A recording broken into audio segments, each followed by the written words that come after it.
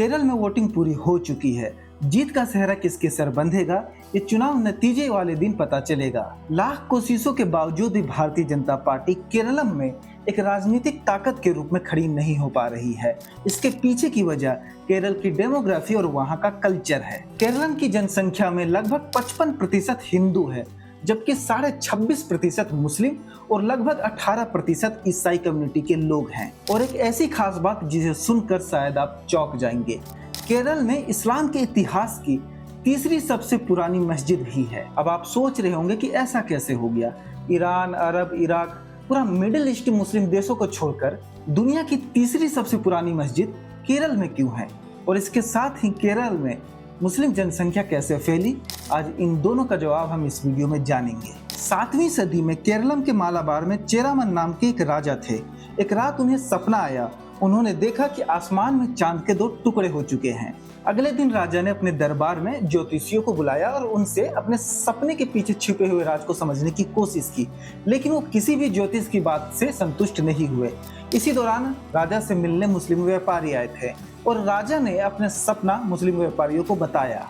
व्यापारियों ने राजा को मक्का, मदीना और पैगंबर मोहम्मद के बारे में बताया और ये कहा कि ये पैगंबर मोहम्मद का ही चमत्कार होगा। अब इसके बाद राजा को थोड़ी संतुष्टि मिली और राजा ने मुस्लिम व्यापारियों से कहा कि मैं पैगंबर से मिलना चाहता हूँ। इसके बाद मुस्लिम व्यापारी राजा को अपने साथ पैगंबर से मिलाने के लिए लेकर चले गए। राजा ने अपना राजपाट दरबारियों को सौंप दिया और समुद्री रास्ते के सहारे नाव पर सवार होकर मुस्लिम व्यापारियों के साथ मक्का के लिए निकल पड़े। मक्का मदीना पहुंचकर राजा चेरामन पैगंबर से मिले, कुछ दिन उनके साथ रहे और इस्लाम की पहली मस्जिद अल हरम भी गए। पैगंबर से प्रभावित होकर राजा चेरामन ने इस्लाम धर्म अपना लिया और मुस्लिम बन गए। पैगंबर ने उन्हें नाम दिया ताजुद्दीन। ताजुद्दीन का अर्थ होता है धर्म का ताज। इस्लाम कबूल करने के बाद राजा चेरामन वापस केरलम आने के लिए रवाना हुए। इस बार उनकी यात्रा जमीनी रास्ते से थी। बीच रास्ते में ही उनकी तबीयत खराब हो गई और ओमान पहुंचते ही उनकी मृत्यु हो गई। अब अपनी वापसी की यात्रा के दौरान ही राजा चेरामन को यह एहसास हो चुका था कि वो ज्यादा दिन जिंदा नहीं रहेंगे। रास्ते में उन्होंने एक खत लिखा और इस्लामिक विद्वान मलिक बिन दिनार को सौंप दिया।